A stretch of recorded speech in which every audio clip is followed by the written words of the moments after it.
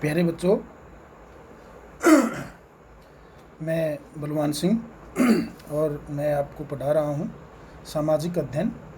और आज इस सामाजिक अध्ययन की कड़ी में मैं आपको पढ़ाऊँगा कक्षा 8वीं की इतिहास की पाठ्य पुस्तक हमारे अतीत 3 भाग 1 का दूसरा अध्याय, व्यापार से साम्राज्य तक कंपनी की सत्ता स्थापित होती है। चलिए शुरू करते हैं। मुगल बादशाहों में औरंगजेब सबसे शक्तिशाली बादशाह थे। उन्होंने वर्तमान भारत के एक बहुत बड़े हिस्से पर अपना कंट्रोल कर लिया था, यानी नियंत्रण स्थापित कर लिया था। 1707 में उनकी मृत्यु हो गई और उनकी मृत्यु के बाद जो है बहुत सारे मुगल सूबेदार और बड़े बड़े जो जमींदार थे वे अब अपनी ताकत दिखाने लगे और उन्होंने अपनी क्षेत्रीय रियासतें स्थापित कर ली। जैसे जैसे विभिन्न भागों में ताकतवर क्षेत्रीय रियासतें सामने आने लगी, दिल्ली अधिक दिनों तक अब प्रभावी केंद्र के रूप में नहीं रही। 18वीं सदी के उत्तरार्ध तक, यानी 18वीं सदी के खत्म होने तक राजनीतिक स्टेज पर अंग्रेजों के रूप में एक नई ताकत भी उभरने लगी। क्या आप जानते हैं कि अंग्रेज पहल एक छोटी सी व्यापारिक कंपनी के रूप में भारत में आए थे और यहाँ के इलाकों पर कब्जे में उनकी ज़्यादा दिलचस्पी नहीं थी। तो फिर ऐसा कैसे हुआ कि एक दिन वे इस विशाल साम्राज्य के स्वामी बन बैठे? इस अध्याय में हम इस सब के बारे में पढ़ेंगे। पूर्व में ईस्ट इंडिया कंपनी कैसे आई? सन 1600 ईस्वी में ईस्ट इंडिया कंपनी ने इंग्लैंड की महारानी एलिजाबेथ प्रथम से चार्टर मतलब इजाजतनामा, परमिशन हासिल कर ली, जिसमें कंपनी को पूर्व में व्यापार करने का एकाधिकार मिल गया। पूर्व का मतलब देखिए, नक्शे में आप देखोगे तो इसमें जो है ये है इंग्लैंड, यहाँ से और उन्होंने आना है इधर। तो जो यहाँ से और ये भारत जो है या एशिया, भारत या आप ये कहिए एशिया जो है उनकी किस में पड़ता है? पूर्व में। ये पश्चिम से पूर्व की ओर, तो इसलिए ये शब्द आया है पूर्व में ईस्ट इंडिया कंपनी का आना। इसे आप नक्शे में देखोगे, अच्छी तरह से ध्यान से देखना।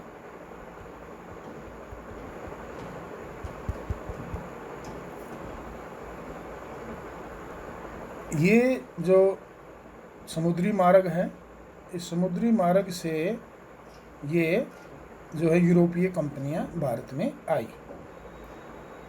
इस प्रकार से, और ये जो हिस्सा है ये एशिया का हिस्सा है। तो एशिया में व्यापार करने के उद्देश्य से ईस्ट इंडिया कंपनी आई थी।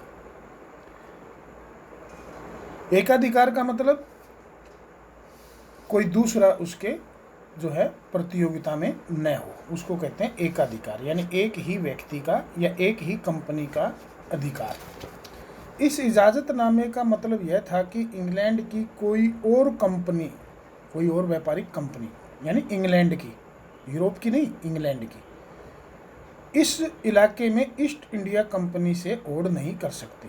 अर्थात किसी और कंपनी को जो है ये अधिकार नहीं था कि वो पूर्व में जाके व्यापार करे, केवल ईस्ट इंडिया कंपनी को ये अधिकार मिला था।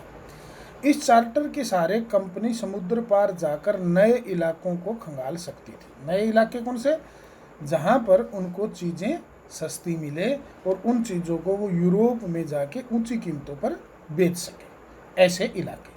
कंपनी को दूसरी अंग्रेज व्यापारिक कंपनियों से प्रतिस्पर्धा का, कंपटीशन का कोई डर नहीं था। उस जमाने में वाणिज्यिक कंपनियां, वाणिज्यिक का मतलब होता है कि हम मतलब जब वस्तुओं का क्रय विक्रय जो है मुनाफे के लिए करें, वस्तुओं का लेन देन जो है या उनकी बिक्री जो है वो लाभ के लिए करें, तो उसको कहते हैं हम वाणिज्यिक। वाणिज्यिक कंपनियां मोटे तौर पर प्रतिस्पर्धा से बचकर, कंपटीशन से बचकर ही मुनाफा कमा सकती थी। अगर कोई प्रतिस्पर्धी न हो तभी वे सस्ती चीजें खरीदकर उन्हें ज्यादा कीमत पर बेच सकती थी। लेकिन यह शाही दस्तावेज क्या, जो परमिशन मिली, जो ऊपर इजाजतनामा था, वो दूसरी यूरोपीय ताकतों को पूर्व के बाजारों में आने से नहीं रोक सकती थी। दूसरी यूरोपीय ताकतें कौन सी? जैसे पुर्तगाल है, जैसे डच है, फ्रांसीसी हैं, वे अलग देश हैं। तो केवल इंग्लैंड की कोई कंपनी जो है उनका कंपटीशन नहीं कर सकती थी, नहीं आ सकती थी। बाकी के दूसरे देश जो थे यूरोप के, वे जो है अपनी कंपनियों को भेज सकते थे। जब तक इंग्लैंड के जहाज अफ्रीका के पश्चिम तट को छूते हुए केप ऑफ गुड होप पर का चक्कर लगाकर हिंद महासागर पार करते, तब तक पुर्तगालियों ने भारत के पश्चिमी तट पर अपनी उपस्थिति दर्ज कर दी थी। यानी जब कंपनी, ईस्ट इंडिया कंपनी जो है यहाँ पर अफ्रीका के नीचे बिल्कुल साउथ में, ये जो दिया है गुड होप, ये हिस्सा, तो यहाँ तक आती, तब तक जो है पुर्तगाली जो है भारत में गोवा तक पहुँच चुके थे। यहाँ पर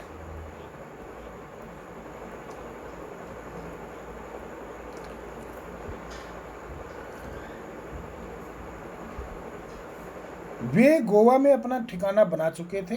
पुर्तगाल के खोजी यात्री वास्को डी गामा ने, ये अपनी 7वीं में पढ़ा हुआ कि वास्को डी गामा 1498 के अंदर जो है समुद्री रास्ते से केरल के कालीकट तट पर आया था। उसी ने जो है पहली बार भारत तक पहुंचने के इस समुद्री मार्ग की खोज की थी। 17वीं शताब्दी की शुरुआत तक डच भी जो है हिंद महासागर में व्यापार की संभावनाएं तलाशने में लगे थे। कुछ ही समय बाद फ्रांसीसी व्यापारी भी सामने आ गए।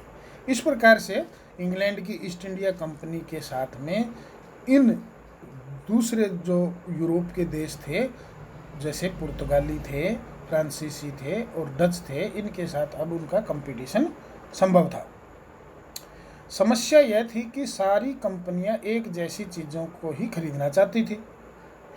यूरोप के बाजारों में भारत के बने बारीक सूती कपड़े और रेशम की ज़बरदस्त मांग थी। इसके अलावा काली मिर्च, लौंग, इलायची और दालचीनी की भी ज़बरदस्त मांग रहती थी। काली मिर्च का तुम्हें पता है, लौंग भी एक मसाला है, इलायची भी एक मसाला है। छोटी इलायची, बड़ी इलायची, एक हरी रंग की होती है, एक जो है ब्राउन रंग की होती है बड़ी इलायची। दालचीनी जो है ये भी एक मसाला है, जो एक जो है छोडे के रूप में, यानी एक पेड़ होता है उसके जो है जो ऊपर का जो छोडा होता है, छिलका जो होता है, उसको कहते हैं दालचीनी। ये खाने में जो है मीठी होती है। यूरोपीय कंपनियों के बीच इस बढ़ती प्रतिस्पर्धा से, यानी कंपटीशन से या प्रतियोगिता से, भारतीय बाजारों में इन चीज़ों की कीमतें अब बढ़ने लगी, क्योंकि दूसरी यूरोपीय कंपनियां जो थी वो भी इन्हीं चीज़ों की मांग करती थी। इसलिए मांग बढ़ने के कारण इन चीज़ों की कीमतें बढ़ने लगी, और उससे कीमतें बढ़ने लगी तो उससे मुनाफा भी कम होने लगा इन कंपनियों को, क्योंकि पहले जो सस्ती मिलती थी अब महंगी मिलती है। अब इन व्यापारिक कंपनियों के फलने फूलने का यही एक रास्ता था कि वे अपनी प्रतिस्पर्धी कंपनियों को, यानी जो कंपटीशन में कंपनियां हैं, उनको ख़त्म कर दे या उनको वहाँ से भगा दे। लिहाजा बाजारों पर कब्जे की इस होड़ ने व्यापारिक कंपनियों के बीच लड़ाइयों की शुरुआत कर दी। अब उनके बीच में लड़ाइयाँ हों, किसके बीच में? ईस्ट इंडिया कंपनी, पुर्तगाली, डच और फ्रांसीसी। 17वीं और 18वीं सदी में जब भी मौका मिलता, कोई सी एक कंपनी किसी दूसरी कंपनी के जहाज डुबो देती, या रास्ते में कोई रुकावट खड़ी कर देती, या माल से जो लदे हुए जहाज हैं, जहाज़ों को आगे जाने से रोक देती। यह व्यापार हथियारों की मदद से चल रहा था और व्यापारिक चौकियों को किलेबंदी के जरिए सुरक्षित रखा जाता था।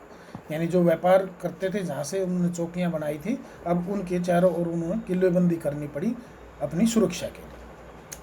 अपनी बस्तियों को किलेबंद करने और व्यापार में मुनाफा कमाने की इन कोशिशों के कारण स्थानीय शासकों से, स्थानीय जो राजा थे उनसे भी अब जो है टक्कर होने लगी। इस प्रकार व्यापार और राजनीति को एक दूसरे से अलग रखना अब कंपनी के लिए मुश्किल होता जा रहा था। यानी कंपनी आई तो थी व्यापार करने, लेकिन अब कंपनी का दूसरी कंपनियों के साथ कंपटीशन हो गया, और दूसरा किलेबंदी करने की उन्होंने ज़रूरत पड़ी, तो किलेबंदी से जो है वहाँ के जो स्थानीय शासक थे उनके साथ उनका टकराव हो गया, क्योंकि स्थानीय शासक जो है उनको किलेबंदी नहीं करने देंगे वहाँ पर अपनी जगह पर।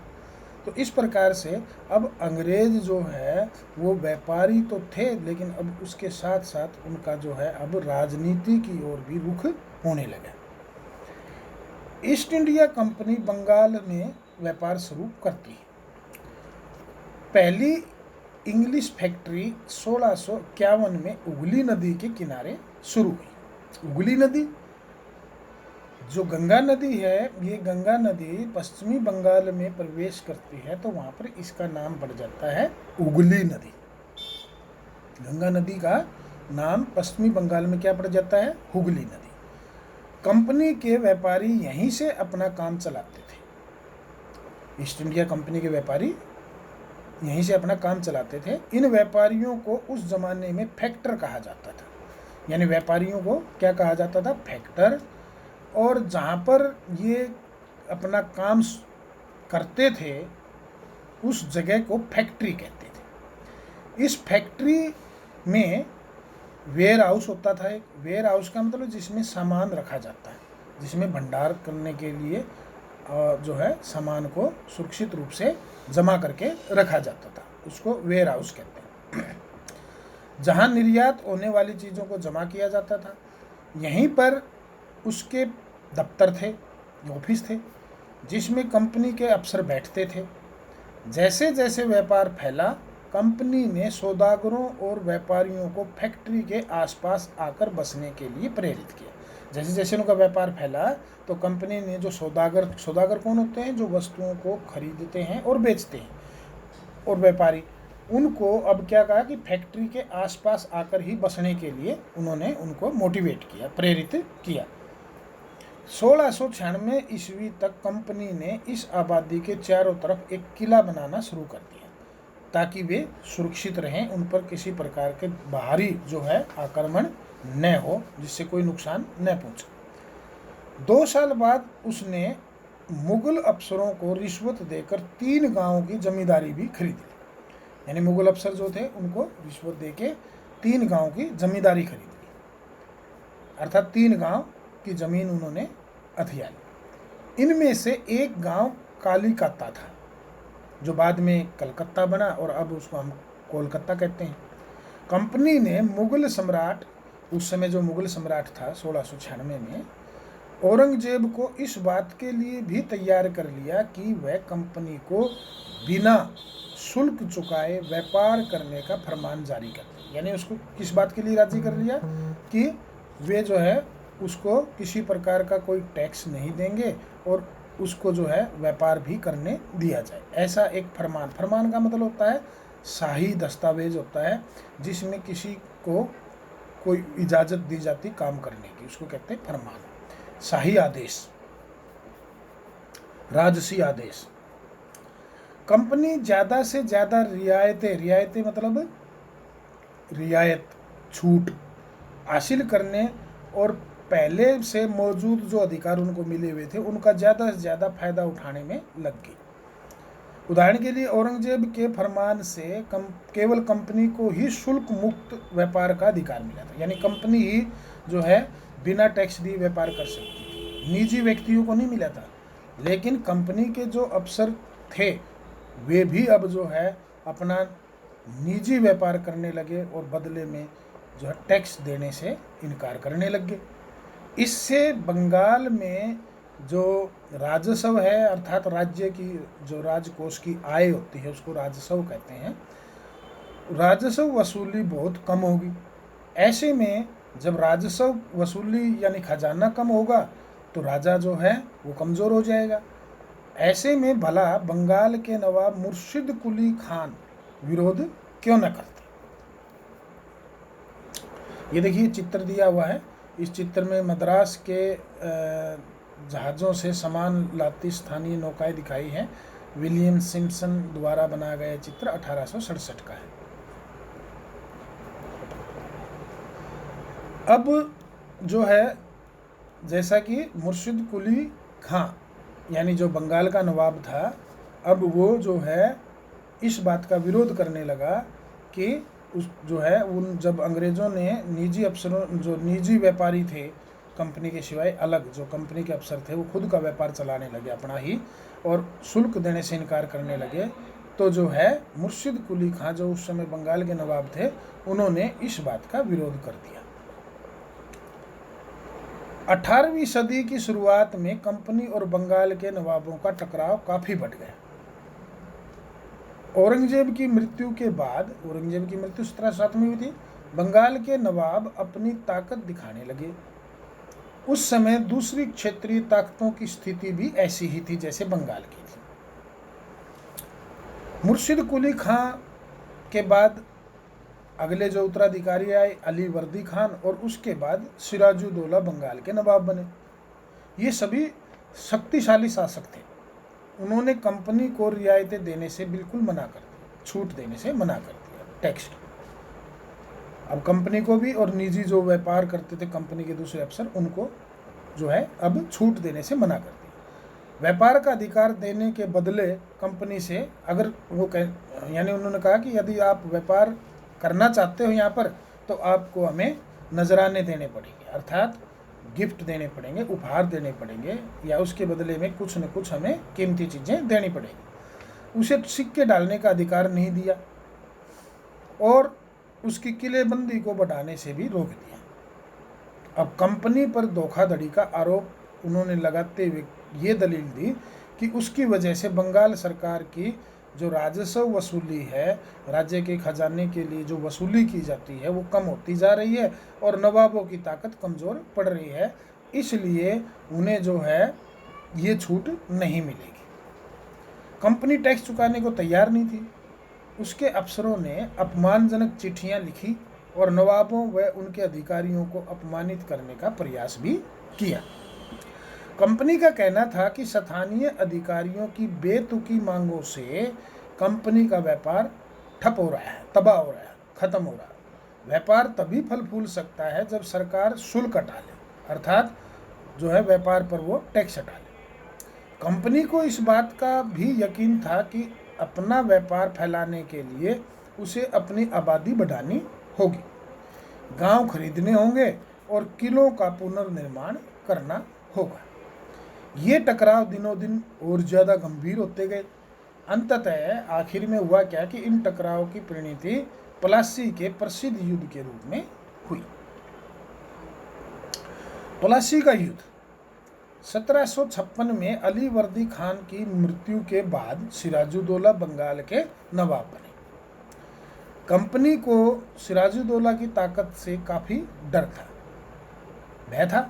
सिराजुद्दौला की जगह कंपनी एक ऐसा कठपुतली नवाब चाहती थी। कठपुतली का मतलब है जो इशारों पर नाचे, उसको कठपुतली कहते हैं, जो इशारों पर। तो अंग्रेज ऐसा चाहते थे कि कोई ऐसा नवाब बने बंगाल का जो अंग्रेजों के इशारों पर काम करे, जो उसे व्यापारिक छूट भी दे और अन्य सुविधाएं आसानी से देने के लिए आनाकानी भी न करे। कंपनी ने प्रयास किया कि सिराजुद्दौला के प्रतिद्वंदियों में से किसी को नवाब बना दिया जाए, यानी जो सिराजुद्दौला की जगह चाहते हैं उनमें से किसी एक को, जो सिराजुद्दौला को नहीं चाहते कि भी वो जो है नवाब रहे, ऐसा कोई व्यक्ति ढूंढे। कंपनी को कामयाबी नहीं मिली। जवाब में सिराजुद्दौला ने हुक्म दिया कि कंपनी, हुक्म यानी आदेश, ऑर्डर, कि कंपनी उनके राज्य के राजनीतिक मामलों में टांग अड़ाना बंद कर दे, किलेबंदी रोके और बाकायदा राजस्व चुकाए। ये चेतावनी दे दी कि किलेबंदी रोक ले और जो है अब राजस्व चुकाना होगा। जब दोनों पक्ष पीछे हटने को तैयार नहीं थे, यानी सिराजुद्दौला और कंपनी, तो अपने 30,000 सिपाहियों के साथ नवाब ने कासिम बाजार में स्थित इंग्लिश फैक्ट्री पर हमला बोल दिया। फैक्ट्री मैंने पहले बताया था, इंग्लिश फैक्ट्री यानी वो ठिकाना जहाँ पर जो है वे अपना वेयर हाउस बनाते हैं और जहाँ पर उनके अधिकारी बैठते हैं, ऑफिसर बैठते हैं, जहाँ पर जो है वे सारे जो है अपना काम चलाते हैं व्यापार का, उसको कहते हैं फैक्ट्री। फैक्टर कौन है?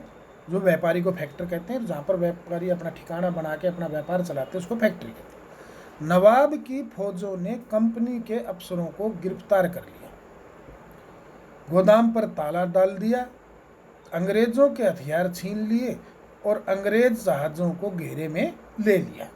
सिराजुद्दौला ने अब ये काम कर डाला अंग्रेजों के जो है। इसके बाद नवाब ने कंपनी के कलकत्ता स्थित किले पर कब्जे के लिए उधर का रुख कर लिया, यानी अब कब्जा करने की तैयारी शुरू कर ली। कासिम बाजार में जो उनका फैक्ट्री थी, अब उसको तो उन्होंने सील कर दिया, ताला लगा दिया और हथियार भी छीन लिए और अंग्रेजी जहाज़ों को भी अपने घेरे में ले लिया। कलकत्ता के हाथ से निकल जाने की खबर सुनने पर अब मद्रास में तैनात कंपनी के अफसरों ने भी रॉबर्ट क्लाइव के नेतृत्व में, वहाँ पर जो है कंपनी का जो है अफसर था रॉबर्ट क्लाइव, उसके नेतृत्व में सेनाओं को रवाना कर दिया। जब उनको पता चला कि कलकत्ता में जो है इस प्रकार की बात होगी और फैक्ट्री को जो है उसको ताला लगा दिया और अंग्रेजी जहाज़ और हथियार आदि को जो है हथियार छीन लिए, जहाज़ों को घेर लिया और किले पर अब जो है उस पर भी चढ़ाई हो रही है, तो ये बात पता चली कहाँ पर? मद्रास में। और वहाँ से रॉबर्ट क्लाइव के नेतृत्व में यानी अगुवाई में जो है एक सेना चल पड़ी अंग्रेजों की। इस सेना को नौसैनिक बेड़े की मदद भी मिल रही थी। नौसैनिक बेड़ा यानी जो समुद्र के अंदर जो सेना होती है उसको कहते हैं नौसैनिक बेड़ा। समुद्र के अंदर जो फौजें होती हैं जहाज़ों पर स्पेशल। इसके बाद नवाब के साथ लंबे समय तक सौदेबाजी चली। आखिरकार 1757 में रॉबर्ट क्लाइव ने प्लासी के मैदान में सिराजुद्दौला के खिलाफ कंपनी की सेना का नेतृत्व किया। रॉबर्ट क्लाइव ने 1757। नवाब सिराजुद्दौला की हार का एक बड़ा कारण उसके सेनापतियों में से एक सेनापति मीर जाफर की कारगुजारियां भी थी। यानी मीर जाफर जो था एक सेनापति, उसने जो है उसको धोखा दिया। मीर जाफर की टुकड़ियों ने इस युद्ध में हिस्सा ही नहीं लिया। रॉबर्ट क्लाइव ने यह कहकर उसे अपने साथ मिला लिया था कि सिराजुद्दौला को हटाकर मीर जाफर को नवाब बना दिया जाए। तो इस प्रकार जैसे पहले ही वो ऐसा कुछ ढूंढ रहे थे जिससे जो है वो जो है सिराजुद्दौला को कमज़ोर कर सके। ये देखिए चित्र दिया हुआ है, ये महान्यायालय कक्ष east India house London hall street, east India company के कोर्ट ऑफ प्रोप्राइटरीज की लंदन स्थित लेडन हॉल स्ट्रीट पर बने ईस्ट इंडिया हाउस में बैठकें होती थी। यह ऐसी ही एक सभा का चित्र है।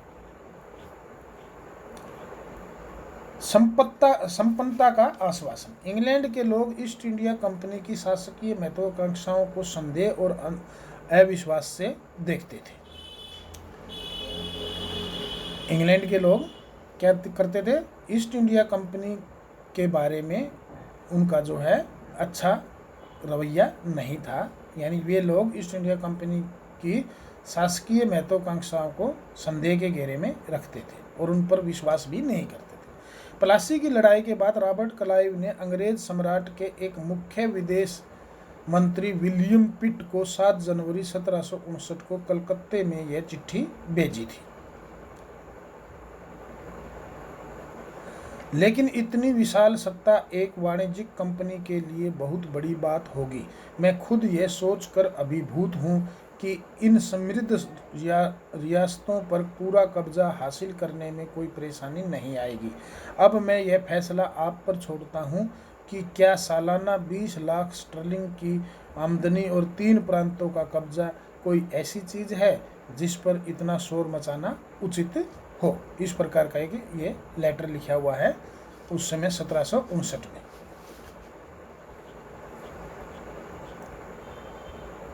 प्लासी की इस जंग की जो ये जंग हुई थी इसलिए महत्वपूर्ण माना जाता है इस जंग को, क्योंकि भारत में यह कंपनी की पहली बड़ी जीत थी।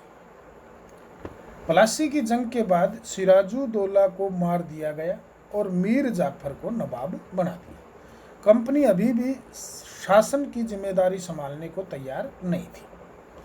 उसका मूल उद्देश्य तो व्यापार को ही फैलाना था, यानी अब भी कंपनी नहीं चाहती थी कि वो शासन करे, लेकिन शासन जो है उसके व्यापार के बीच में सिराजुद्दौला जो है रोड़ा बना हुआ था, इसलिए उसने ये काम किया और मीर जाफर को अब सिराजुद्दौला की जगह नवाब बना दिया और सिराजुद्दौला को मार दिया गया।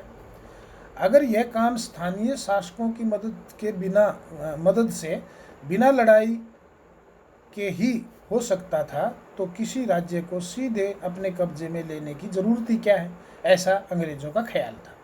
अंग्रेज नहीं चाहते थे कि वे जो है यहाँ पर शासन करें, वे चाहते थे कि उनके व्यापार के बीच में कोई रोड़ा न बने। जल्दी ही कंपनी को एहसास होने लगा कि यह रास्ता भी आसान नहीं है। कठपुतली नवाब भी हमेशा कंपनी के इशारों पर नहीं चलते थे।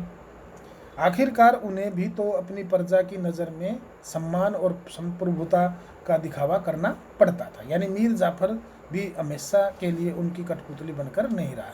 तो फिर कंपनी क्या करती?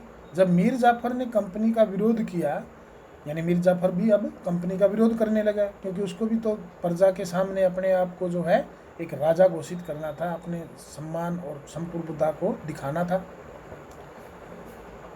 जब मीर कासिम परेशान करने लगा तो बक्सर की लड़ाई 1764 में उसको भी हराना पड़ा। यानी जब मीर जाफर ने विरोध करना शुरू करे तो अंग्रेजों ने जो है बक्सर में उसके साथ लड़ाई की और 1764 में उसको हरा दिया और उसे बंगाल से बाहर भगा दिया और मीर जाफर को दोबारा जो है नवाब बनाया गया। मीर जाफर के बाद मीर कासिम बनाया, फिर मीर कासिम के साथ बक्सर का युद्ध हुआ, उसमें मीर कासिम जो है उसको बंगाल से बाहर कर दिया और दोबारा से फिर जो है किसको बना दिया गया, दोबारा नवाब मीर जाफर को। सिराजुद्दौला के बाद मीर जाफर ने सिराजुद्दौला के साथ गद्दारी की, अंग्रेजों ने मीर जाफर को बंगाल का नवाब बनाया। मीर जाफर अब जो है अंग्रेजों के खिलाफ जो है हो गया, तो अंग्रेजों ने मीर जाफर को फिर जो है दोबारा से जो है हटा दिया और उसकी जगह पर मीर कासिम को बना दिया। और मीर कासिम ने जब विरोध करना शुरू कर दिया तो अब क्या कर दिया, मीर कासिम को 1764 में बक्सर की लड़ाई में हराया, फिर दोबारा से मीर जाफर को नवाब बना दिया। अब नवाब को हर महीने 5 लाख रुपए कंपनी को चुकाने थे, यानी इस शर्त पर बना दिया कि मीर जो नवाब है वो कंपनी को हर महीने 5 लाख रुपए देगा। कंपनी अपने सैनिक खर्चों से निपटने, व्यापारिक ज़रूरतों तथा अन्य खर्चों को पूरा करने के लिए और ज़्यादा पैसा चाहती थी। यानी अब वो क्या थी, उसने सेना रखनी शुरू कर दी तो उनके भी खर्चे थे और व्यापारिक जो ज़रूरतें थी और दूसरी प्रकार के जो खर्चे थे, अब वो चाहती थी कि वो खर्चा जो है यहीं से पूरा हो जाए और उसकी एवज में उन्होंने जो है मीर जाफर से हर महीने 5 लाख रुपए कंपनी को देने के लिए कहा। कंपनी और ज़्यादा इलाके तथा और ज़्यादा कमाई भी चाहती थी।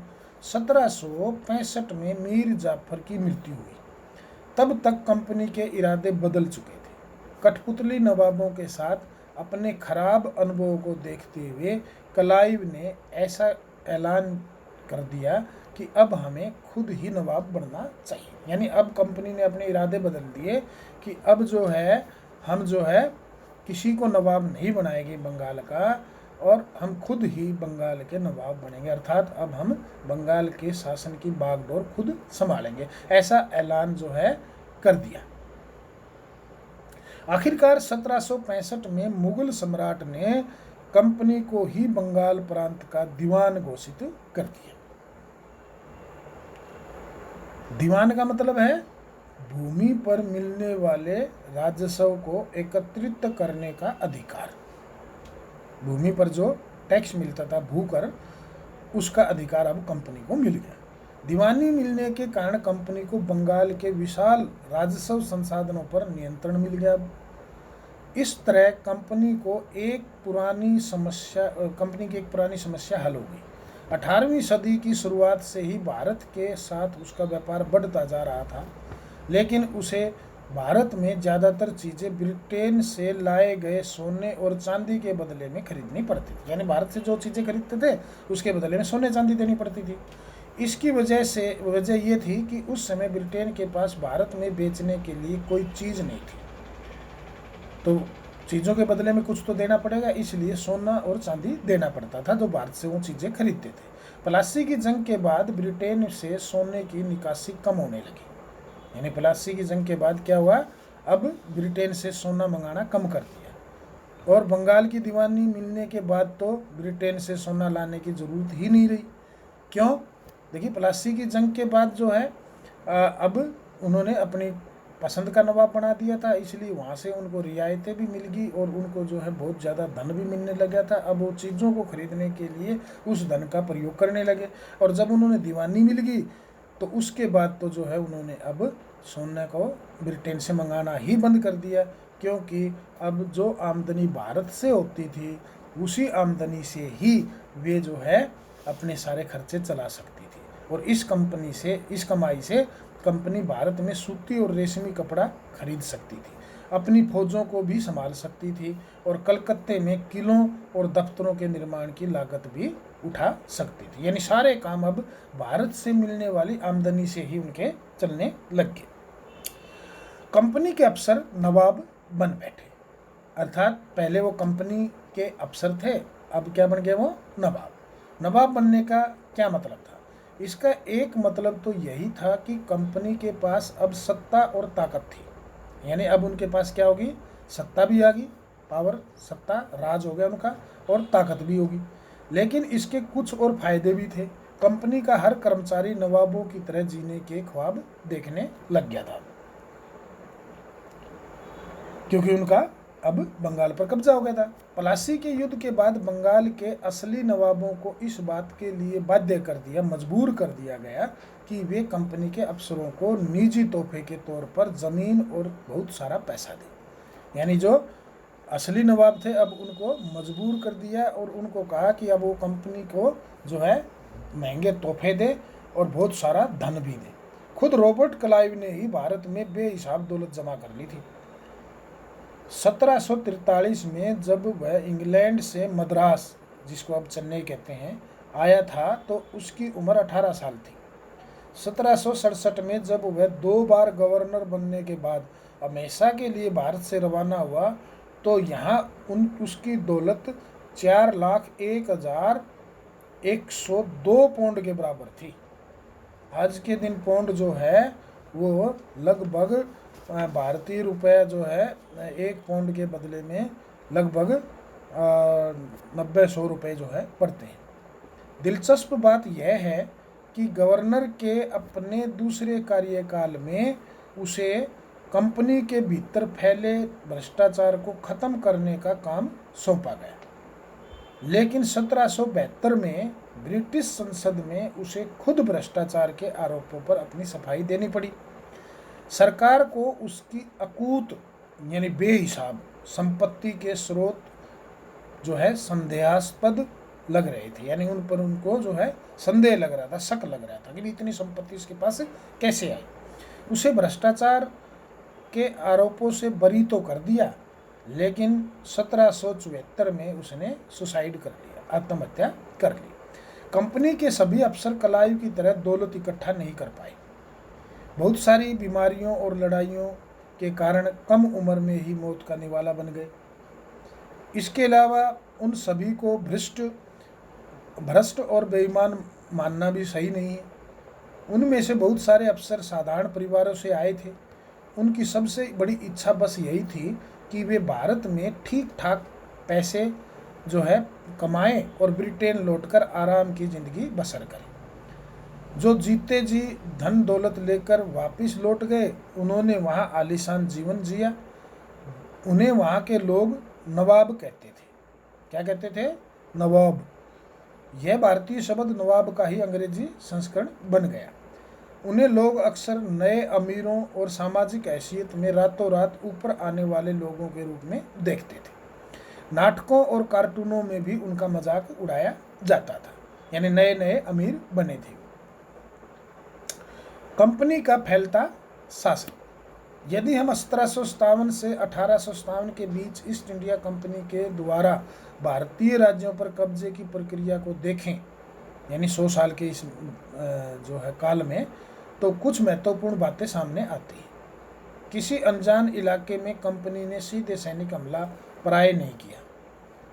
उसने किसी भी भारतीय रियासत का अधिग्रहण करने से पहले विभिन्न राजनीतिक, आर्थिक और कूटनीतिक साधनों का इस्तेमाल किया। सीधे सीधे उसने किसी के साथ लड़ाई नहीं की, पहले उनका अध्ययन किया, राजनीतिक और आर्थिक और कूटनीतिक साधनों का इस्तेमाल किया। बक्सर की लड़ाई जो 1764 में हुई थी, उसके बाद कंपनी ने भारतीय रियासतों में रेजिडेंट तैनात कर दिए। रेजिडेंट एक अंग्रेज अधिकारी को कहते हैं रेजिडेंट। ये कंपनी के राजनीतिक या व्यावसायिक प्रतिनिधि होते थे। उनका काम कंपनी के हितों की रक्षा करना और उन्हें आगे बढ़ाना था। रेजिडेंट के माध्यम से कंपनी के अधिकारी भारतीय राज्यों के भीतरी मामलों में भी दखल देने लगे थे।